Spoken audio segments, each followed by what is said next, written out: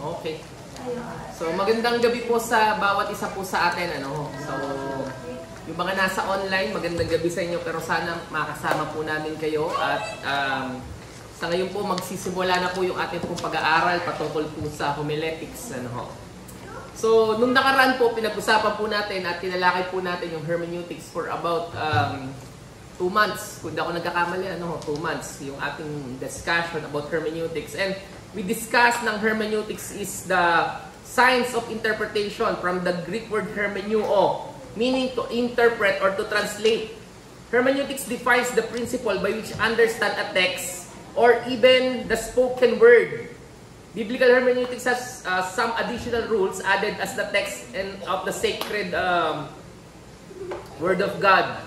While homiletics is also from the Greek word homiletikos, which means conversation, and has a sense of discourse on a moral theme. Homiletics is the application of the general principle of rhetoric to the specific department of public speaking. So, yun po yung kaibahan nila. So, sa madaling salita, pag sinabi po nating homiletics, ang ibig sabihin po yan, hermeneutics, is the building material and construction, when homiletics, the building walk into.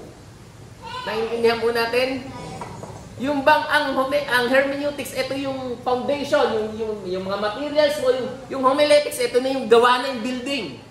So pag sinabing hermeneutics is the ingredients of cooking, yung mga ginagamit mo, yung lahat ng materials mo sa pagbe-bake, yung mga nagbe-bake po dyan. Pag sinabi naman homiletics, ito yung baked bread served, ito na yung luto na, nakakainin na lang. Pagka sinabi daw mong hermeneutics is the car's body and engine parts in the assembly. Homiletics, the race car driven pa, yung tumatakbo na, yung kotse. Pag sinabi hermeneutics, the buying the ammo and cleaning the gun. While homiletics, the shooting the deer. Yung ginagamit mo na. So from that idea, makikita po natin ano po yung kaibahan. Ang hermeneutics, hindi ka pwedeng mag-homiletics na wala kang hermeneutics kasi mahihirapan ka. At the same time, pwede ka namang mag-hermeneutics, pero mahihirapan ka rin, pang sarili lang yun. Kasi kailangan mo naman ng homiletics for you to share the gospel. Especially sa mga leaders ng church. Kasi iba po yung alam mo sa sarili mo, pero kaya mong i-communicate.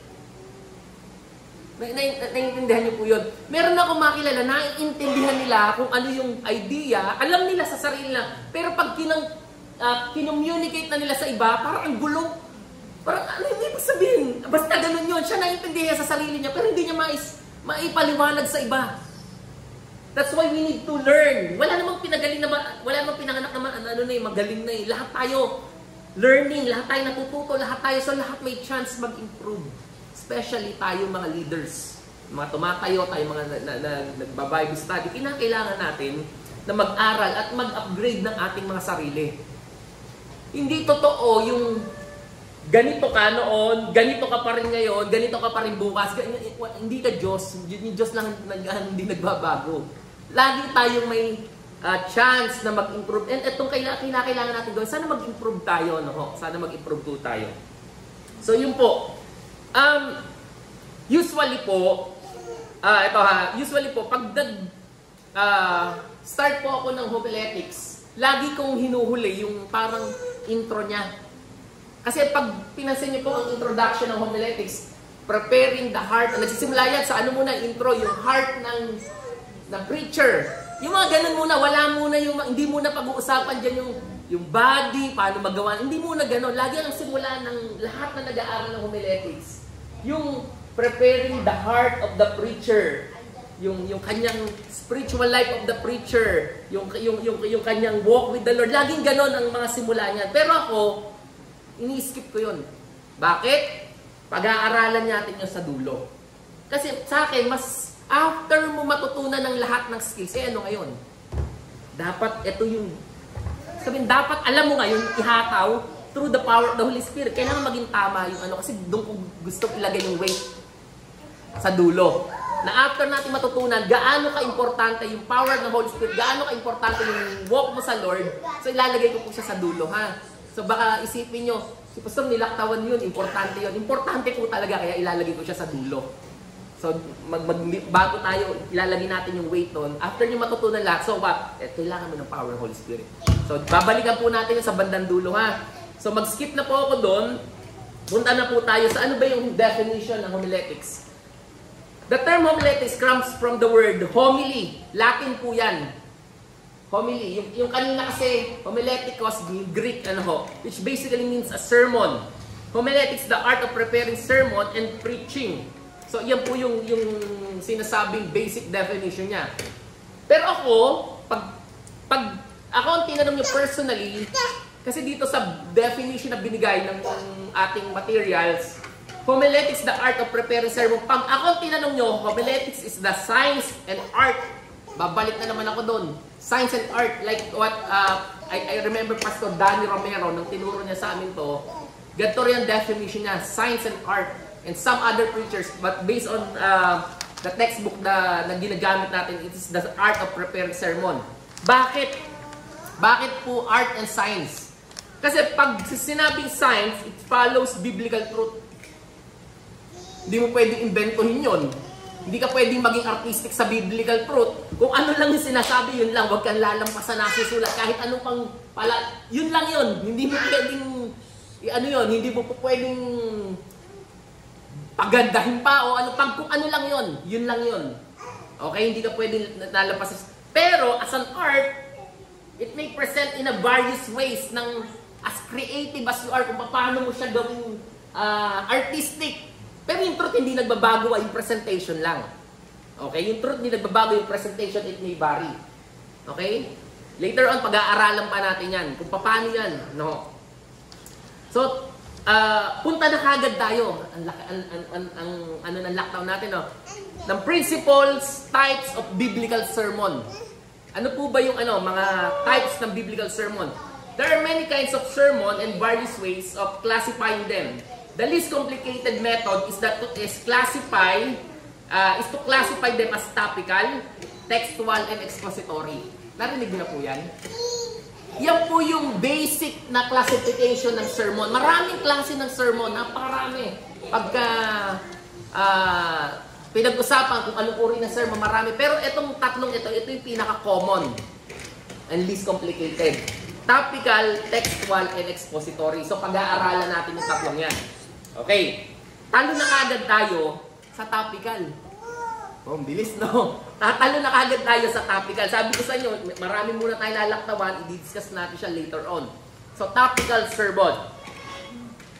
Sa topical sermon pa lang, ine-estimate ko, uubos tayo ng mga 7 weeks. Sa topical sermon pa lang. O mga 5 weeks. Uubos tayo ng mga 5 weeks sa topical sermon. So, expect natin itong mga 3 months tayo sa mga 3 months siguro.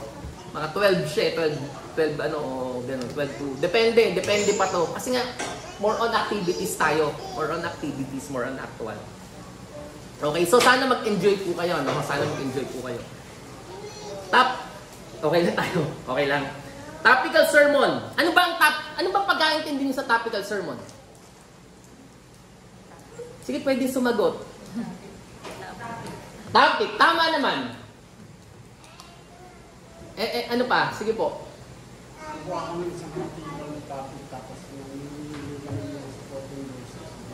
Tama, no? So, topical sermon, tama yan. Pag sinabi pong topical sermon, it starts with the topic. O, give me a topic. Hell. O, titingnan natin, ha. Hell is not a topic. Ay, hindi pala ako pwedeng maglakad. Meron pala tayo, Gusto ko sana puntahan nyo nandun, eh. Pero mamaya gagawin ko talaga kasi mag-check tayo. Hell is not a topic. Salvation is not a topic. It is a subject. Alam nyo ba ang kaibahan ng... Hindi ko alam, ha? Ayan, papakita ko sa inyo, ha? Difference between subject and topic. A subject is a broader area of knowledge of study, while topic is more specific. Okay, tandaan niyo na, ang topic ay specific. Out of subject, pwede kang mag-create ng topic. So, give me a topic. Halimbawa, yung hell. Gawa natin ng topic yan. Characteristic of hell. That is a topic. Kumbaga, pinapasimple mo siya. Tinitrim down mo siya. Okay? That is a topic. From subject, magke-create ka ngayon ng topic. O, give me a topic. Hindi tayo alis dito hanggat di kayo nakakapag-create ng topic. Give me a topic. Isa-isa. Hindi, totoo. Ano po? Give me a topic.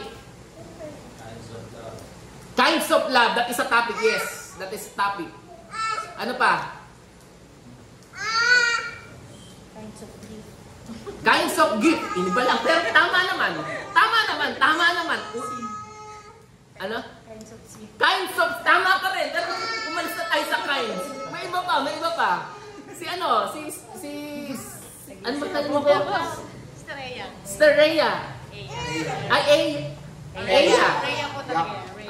Sterea. Ano po, makibigay nga po. Hindi ako aalis dito ha. Ito yung sinasabi ko. Hindi tayo mag-move hanggat hindi. Kasi pag hindi mo na ito naintindihan, mahirapan tayo sa susunod. So, doon pa lang sa topical, dapat alam nyo mag-create ng topic. So, please, give me a topic. That's why I encourage na actual talaga kasi more on exercise talaga tayo. Exercises.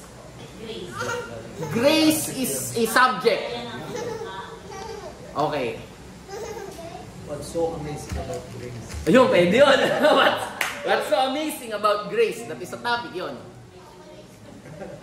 Topic, forgiveness. Subject po yun. Bakit mahirap magpatawad? Oh, yun. Bakit mahirap magpatawad? That is a topic. Naintindihan po natin yung difference? Oh, give me a topic. Sabi ko hindi tayo aalis dyan. Si Pastor Aya.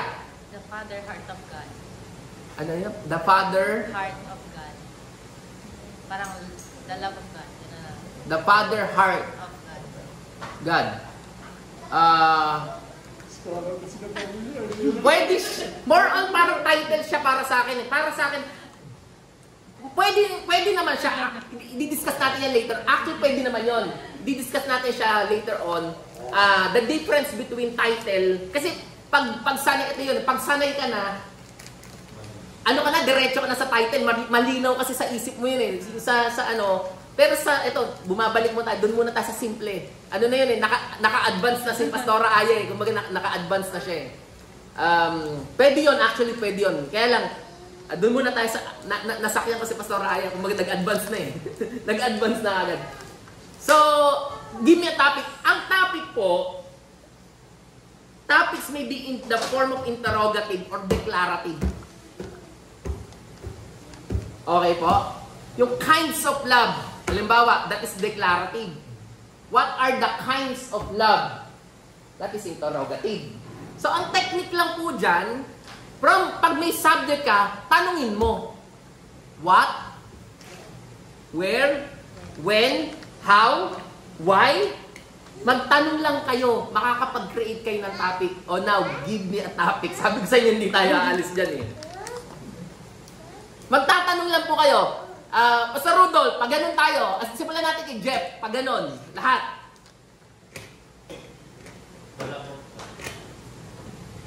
The love of God.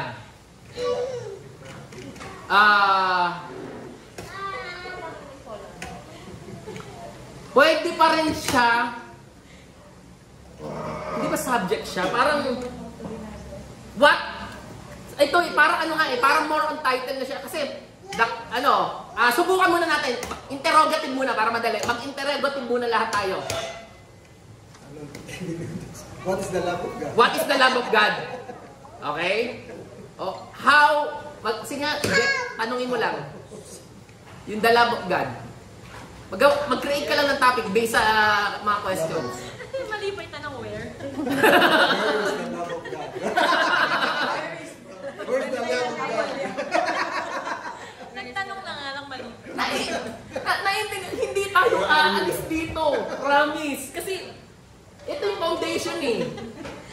Mahihirapan tayo, hindi tayo makapag-create everything. Pag hindi natin, topic pa lang, hindi natin alam.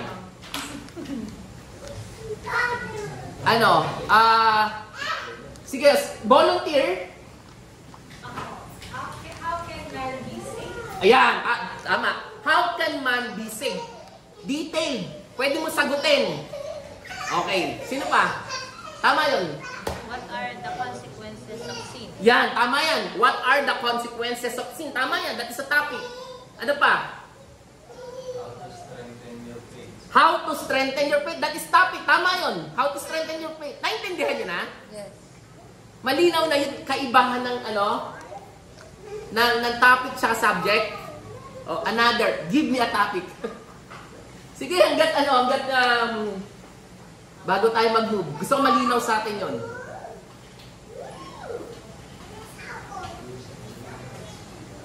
Pwedeng Tagalog. Pwedeng Tagalog, ha?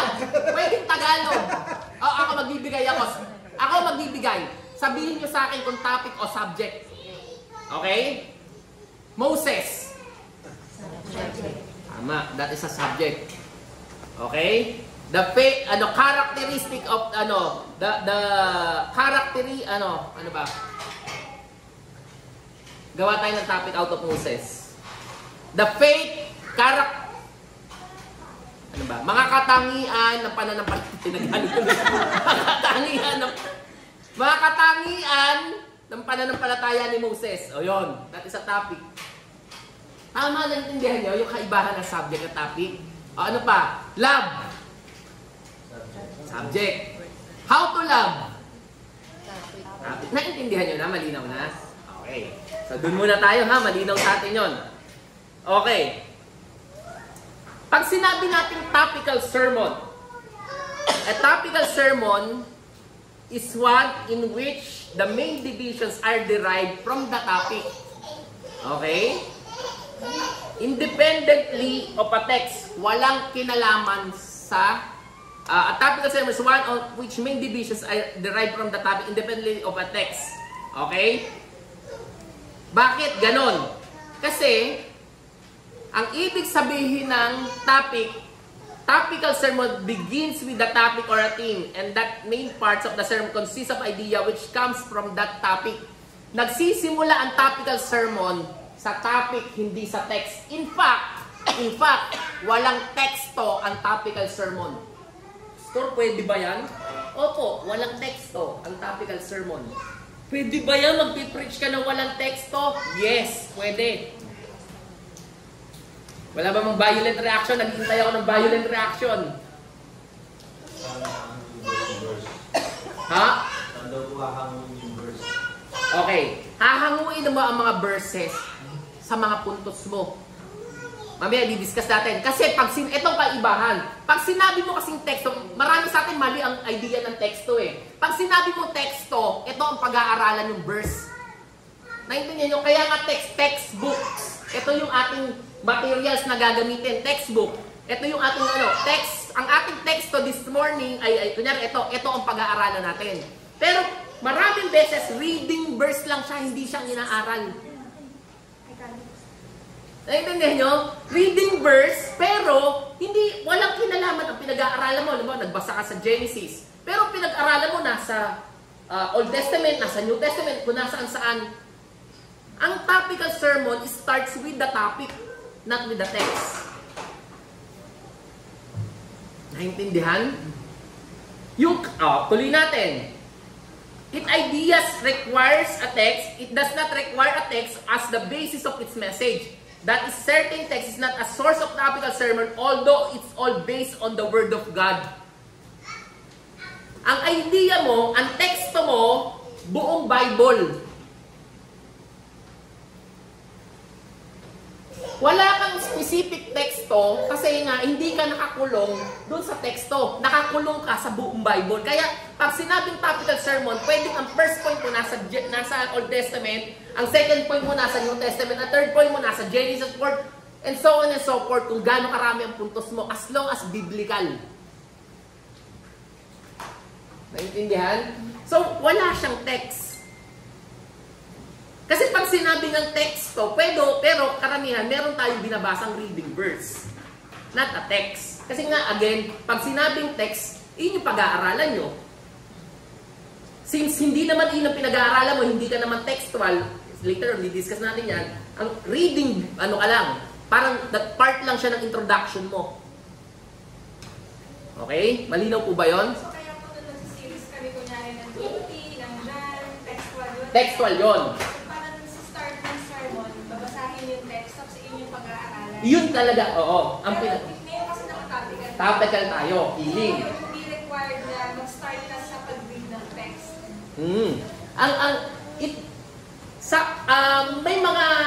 May mga churches na gumagawa nun. Kasi nga, depende naman ba? May mga, to be honest, may mga churches na conservative. Ay, walang binasa, may mga gano'n. So, may considerations din naman tayo doon, mga pastor, na parang, hindi, tayo alam natin, pero baka naman may matisod. So, somehow, may reading verse, pero naka-text. Naka-text, okay? Parang key verse. Key verse, ganon, okay lang yun. Reading verse, kaya ang tawag natin reading verse, pero naka-text. Kasi again, pag sinabing text, ito yung pag-aaralan. Eh sa atin, hindi naman yung text ang pinag-aaralan, yung topic ang pinag-aaralan. Gets? But sa likod po malinaw? So pag sinabing topical sermon, it begins with the topic. So ang topic mo, halimbawa, kinds of love, ang sources mo, entire Bible. Ano yung mga uri ng pag-ibig based sa Genesis, buong Bible? Kaya wala kang text. Meron kang topic.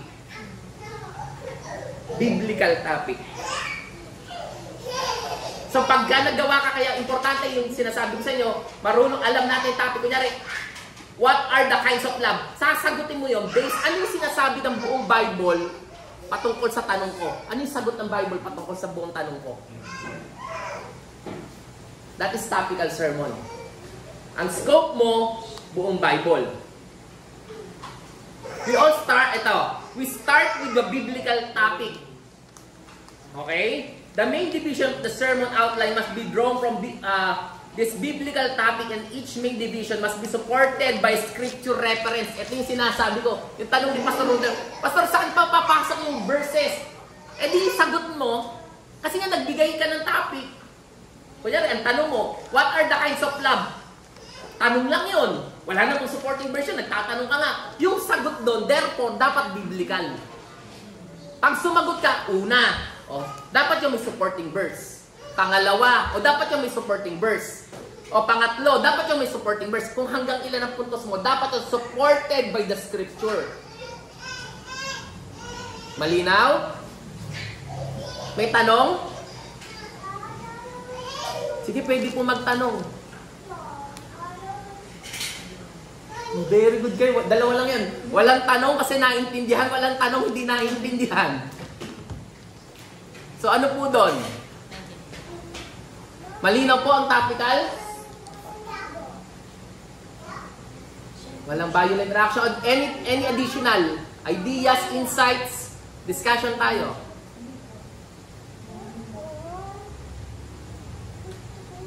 Meron? Walang gusto mag-share? Okay, tuloy tayo. Malinaw po yun ha. It begins with the topic. It does not require a text. Tapos we start with the main division.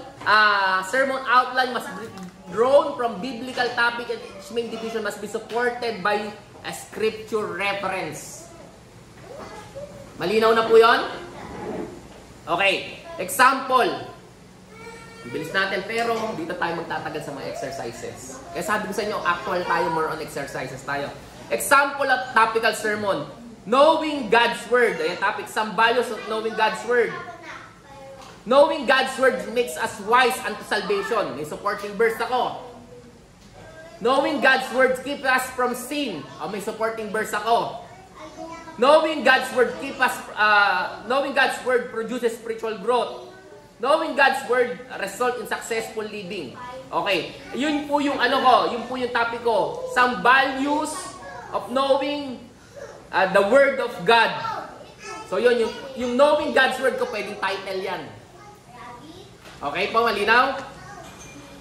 Sa pang-example, The Believer's Hope. Yan ang title. Topic, the characteristic of believer's hope. Minsan yung topic, yun na rin yung ginagawang title pero pwede ka maging creative sa paggawa ng title. I-discuss natin later on. It is a living hope, 1 Peter 1:3. It is a saving hope, 1 Thessalonians 5:8. It is a sure hope, Hebrews 6:19. It is a good hope, 2 Thessalonians 3:16. It is an unseen hope, Romans 8:24. It is a blessed hope, Titus 2:13. It is an eternal hope, Titus 3:7. So, ito po, pwede 3 points ka lang. Usually tayo 3-pointers lang naman, ano? So, ito po yung klase ng topical sermon. Malinaw po? Malinaw po ba? Okay. Ngayon, ayan, exercises tayo. So, yan. Hanggang sa matapos na tayo, mag-exercise lang tayo. Number 1, give the topic based on the presented sermon outline. Sana magsulat kayo, checkin ko Walang kopyahan, checkin ko. Ngayon, kaya importante may ballpen at papel tayo. Ito, give a topic based on the presented sermon outline. Ang first point ko, God is holy. Yan, may verse ako. Second point ko, God is just. May mga verses ako. Third point ko, God is sovereign. Create a topic.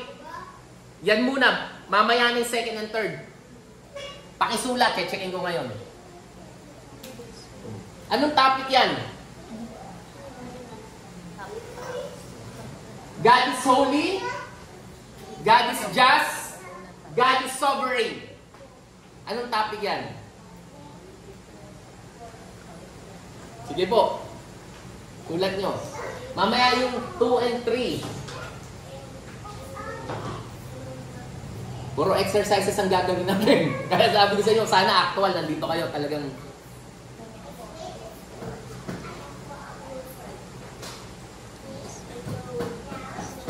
Ito muna tayo gagawan nyo lang muna ng topic to. Anong pagkaintindi nyo yan? First point ko, God is holy. Second point ko, God is just. Third point ko, God is sovereign.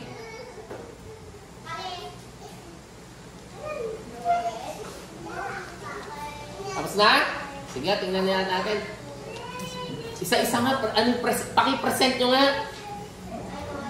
Tapos na po ba? Nag-iisip pa? Okay, sige.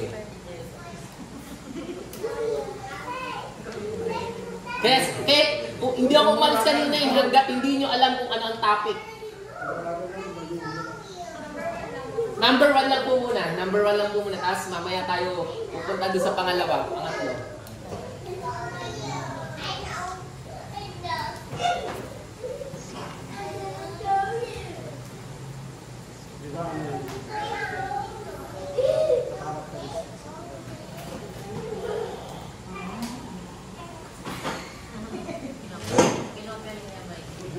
Okay. Sige na, tawag tayo ng mga volunteers. Sino gusto mag-volunteer dito?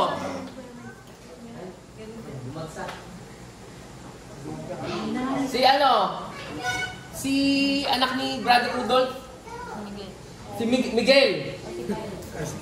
Ay, si Kyle. Kay Kyle ako nakatingin, si Miguel tinawag mo. Si Kyle. Kyle, anong topic to? For sure, hindi naman kayo magkakalayo eh. Ha? Wala nagkopyahan. Malakas. Ano daw? The character of God. Yan. Pwede. Sino pa? Sige, lahat po kayo, ha? Una-una lang. Si Jeff. Who God is. Yes! O, di ba? Tama! Yun na, tama yan. Who God is holy, God is just, God is sovereign, the character of God, God is so. Tama yun! Okay, very good. Natututo na tayo. Yung asawa. Siyempre, maganda yung sa asawa, hindi. Nasabi na po. Nasabi na. Characteristics of God. Characteristics. Si Rhea.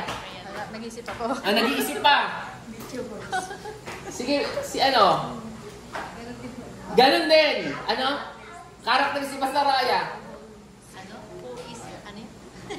Who is the God we serve? Tamo? Who is the God we serve? Tamo. Topic ang tama. Medyo nag-iiba-iba na. Alam niyo, magkakaiba-iba na kayo. Paano nyo ini-introduce? Pare-parehas tayo ng puntos. Pero, saang area mo siya dinadala? Doon papasok yung art. Same principles. Kunyari, ito ano yung sa'yo? Ano yung kay Jeff kanina? Sino ang Diyos? Tapos dinagdagan niya sino ang Diyos na pinaglilingkuran natin? O di ba ang introduction na siguro dyan, yung paglilingkod, pero huwag kayong huwag kayong ganyan, kasi ang Diyos natin ay holy. O di ba? Doon mo dinala sa area ng paglilingkod. So yung isa naman, ang ano niya lang, sino ang Diyos? Naintindihan niyo? Kumbaga, art and science siya, biblical truth siya, hindi mo pwede baguhin, pero yung presentation mo, medyo nag-iiba. O ako magpe-present. Parang ipakita ko sa inyo, ang Diyos na hindi natin gusto. No. Bakit? Ang karamihan, ang gusto natin, ang Diyos na mapagmahal, ang Diyos na mapagpatawad, ang Diyos na mahabagin. Pero yung Diyos na banal, naku, ayaw natin yan. Kasi gusto natin, gumawa lang ng gumawa, yung gano'n lang. Pero pagkakabanalan, Lord, teka dyan. Yung Diyos na just, yung makatarungan, pag may kasalanan, kakastiguhin ka, gusto natin mapagpatawad. Yung Diyos na sovereign, yung gagawin niya gusto niya. Gusto natin, ano lang, yung loving, yung mga ganun lang. So, ito yung katangian ng Diyos na hindi natin gusto. Pero wala tayong magagawa. God is God. Yung mga ganun, di ba, naiintindihan nyo na? Iisa tayo ng punto, pero nag-iiba-iba na tayo ng presentation. Paano natin dinideliver yung una? Sino yung Diyos na pinaglilingkuran natin? So, area silip mo, yung paglilingkod. Pero yung isa naman, sino yung Diyos? Marami, pwede ka magsimula. Maraming tao, hindi ka lala ang Diyos. Pero sino ba talaga ang Diyos? So, same points tayo, pero nag-iiba-iba tayo ng presentation. That's why it's an art and science.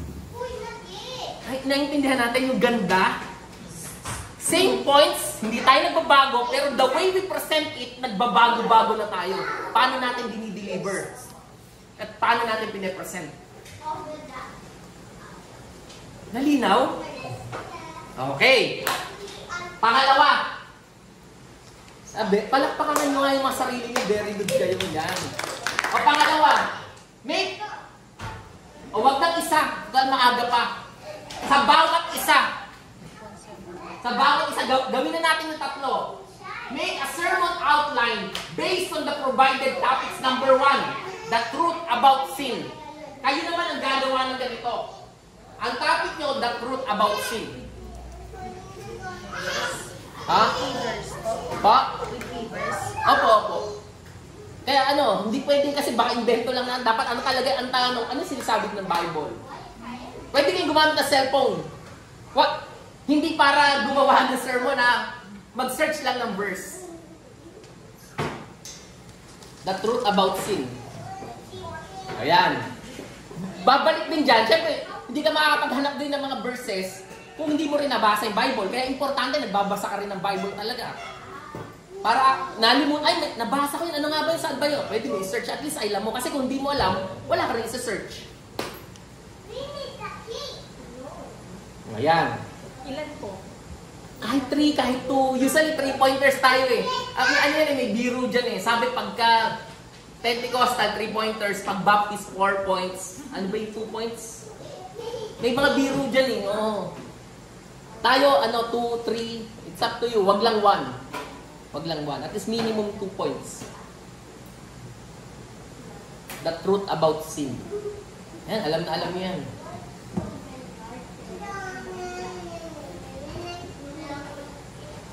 Kaya yung mga nasa online, punta kayo rito kasi gagawa kami ng maraming ganito sa mga darating na linggo. Puro exercises, kaya lugi kayo.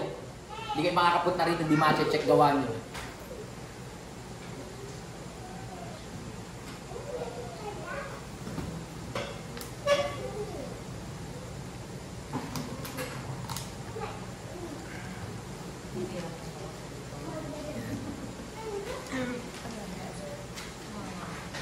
Body lang muna, huwag nyo na lagyan ng sub-points, baka lagyan nyo na ng introduction, wag muna.